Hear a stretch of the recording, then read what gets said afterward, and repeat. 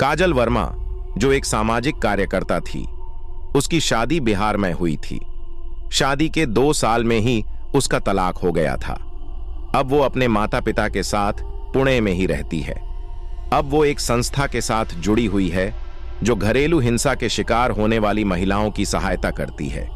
शादी टूटने से कोई भी महिला खुश नहीं रहती है, लेकिन शादी करके जुल्म सहने से अच्छा है कि हम अकेले ही रहें। आज मैं आपको एक भयानक रहस्य बताती हूं कि जिस वजह से मेरा तलाक हुआ था। वैसे तो मेरे पति मेरा बहुत ही अच्छा से ख्याल रखते हैं, लेकिन जब उनको गुस्सा आता है तो वो एक अजीब इंसान बन जाते हैं। उनकी आवाज भी भारी हो जाती है। लेकिन मुझे ऐसा लगता था कि उनके गुस्से की वजह से उनके अंदर ऐसा बदलाव आ जाता है, लेकिन ऐसा बिल्कुल नहीं था। उनके ऐसे भयानक रूप के पीछे की सच्चाई कुछ और ही थी। एक रात को मैं और मेरे पति सो रहे थे। वहीं पे अचानक मुझे महसूस हुआ कि मेरे पति लंबी लंबी सांसें ले रहे थे और नींद में ही बोल रहे थे कि मुझे माफ करो, अब बस करो, अब बस करो, मुझे अब छोड़ दो, जो भी हुआ है उसमें मेरा कुछ भी कसूर नहीं है। यह सब सुन के तो मेरे रोंगटे खड़े हो गए। मैंने तुरंत ही उनको जगा दिया और पूछा कि क्या बात है, आपसे कौन सी भूल हुई है, आप नींद में क्या बोल रहे थे। मेरे पति ने बात को टालने की कोशिश की और कुछ भी बोले बिना ही सो गए। मैंने फिर से वही सवाल किया। उस समय वो गुस्से में आके मुझे एक जोरदार चांटा लगा दिया। ये पहली बार हुआ था कि उन्होंने मुझ पर हाथ उठाया हो। उसी रात को मैंने तय कर लिया कि मैं ये रहस्य को जान के ही रहूंगी। दूसरे दिन मैंने अपनी सास से उनके बेटे की कसम दिलाकर सारी सच्चाई के बारे में जान लिया कि हमारी शादी से पहले मेरे पति की दूसरी लड़की के साथ सगाई हो चुकी थी और 3 महीने के अंदर वो सगाई टूट चुकी थी। सगाई टूटने के कारण वो लड़की ने पंखे से लटकर आत्महत्या कर ली थी और वही लड़की अब भूत बनकर मेरे पति को परेशान कर रही है। इस बात के कारण कोई भी परिवार अपनी बेटी देने के लिए तैयार नहीं हो रहे थे, इसीलिए उन्होंने ये बात हमसे छुपाई थी। उस रात मैं अपने पति से खूब लड़ाई की और मैंने छुटकारा लेने का फैसला कर लिया, क्योंकि इतनी बड़ी सच्चाई हमसे छुपकर हमें धोखा दिया था।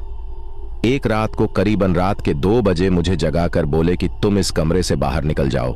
उस समय उनकी आंखें खून से लाल लाल हो गई थीं और मेरे सामने इस तरीके से देख रहे थे कि मैं कोई पराये व्यक्ति हूं।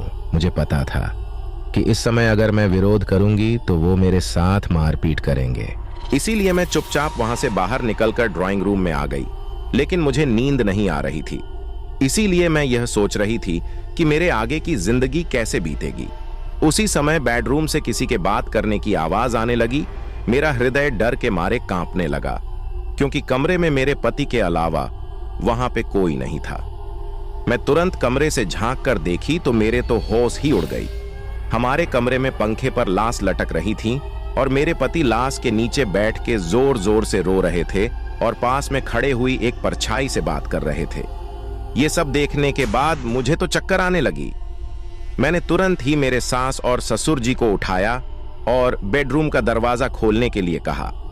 थोड़े ही देर में मेरे पति बेडरूम से बाहर आ गए और अपनी सारी बातों से फिर गए और उस समय कमरे में कोई नहीं था। मैं दूसरे ही दिन अपने माता पिता के वहां चली गई और सारी सच्चाई बता दी। मेरे पिता मुझे एक साधु के वहां ले गए।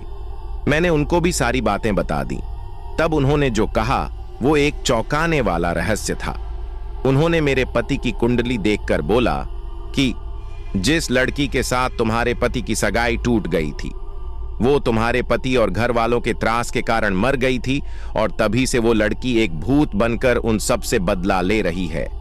तभी से उस लड़की की प्रेत आत्मा ने तुम्हारे पति के शरीर, मन और दिमाग पे कब्जा कर रखा है और वो कभी भी अपना बदला लेने के लिए कभी भी हमला कर सकती है। दूसरे ही दिन मैंने छुटकारा लेने के लिए कागजात तैयार कर लिए। छुटकारा लेने के बाद मैं उस भयानक वातावरण से बाहर आ गई। मेरी खुशनसीब है कि मैं जिंदा और सही सलामत हूं, क्योंकि मुझे लगता था कि मेरे पति और उनकी पहले की मंगेतर मेरी जान भी ले सकते थे। अगर आपको ये कहानी अच्छी लगी हो तो जल्दी से वीडियो को लाइक करें और ऐसे कहानी सुनने के लिए चैनल को सब्सक्राइब कर लें।